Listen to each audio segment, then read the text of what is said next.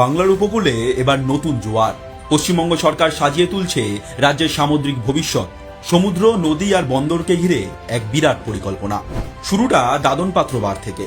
এবার এখানেই গড়ে উঠবে গভীর সমুদ্র বন্দর। প্রায় 1700 একর জমি চিহ্নিত, সঙ্গে রেল, ওয়্যারহাউস আর শিল্প পরিকাঠামো। একটা বন্দর নয়, একটা গোটা অর্থনৈতিক অঞ্চল। আর এই স্বপ্নকে আরো বড় করছে সাগরমালা 2.0। 5 বছরে প্রায় 22,700 কোটি টাকার পরিকল্পনায় সাগর থেকে ওড়িশা সীমান্ত পর্যন্ত গোটা উপকূল জুড়ে উন্নয়নের ছোঁয়া। মৎস্যজীবী থেকে এলাকার মানুষ কেউ বাদ যাবে না। শহরও পিছিয়ে নেই। কলকাতা এবার পাচ্ছে ওয়াটার মেট্রো।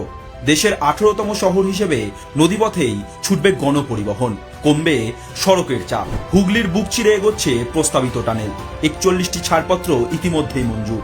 সঙ্গে রাজ্য জুড়ে গড়ে উঠছে 44টি নতুন জেটি। জুড়ে যাচ্ছে নদীর দুই পার, আর হারিয়ে যাচ্ছে না ঐতিহ্য। কলকাতা ও হাওড়ার 6টি ঐতিহ্যবাহী ঘাট ফিরে পাবে তাদের পুরনো রূপ। দুর্গাপুজোর আগেই গঙ্গাসাগর মেলাকে নিয়ে যাওয়া হচ্ছে আন্তর্জাতিক মানে। বন্দর, জলপথ, পর্যটন আর কর্মসংস্থান। পশ্চিমবঙ্গ সরকারের হাত ধরে শুরু হচ্ছে বাংলার সামুদ্রিক ভবিষ্যতের এক নতুন অধ্যায়।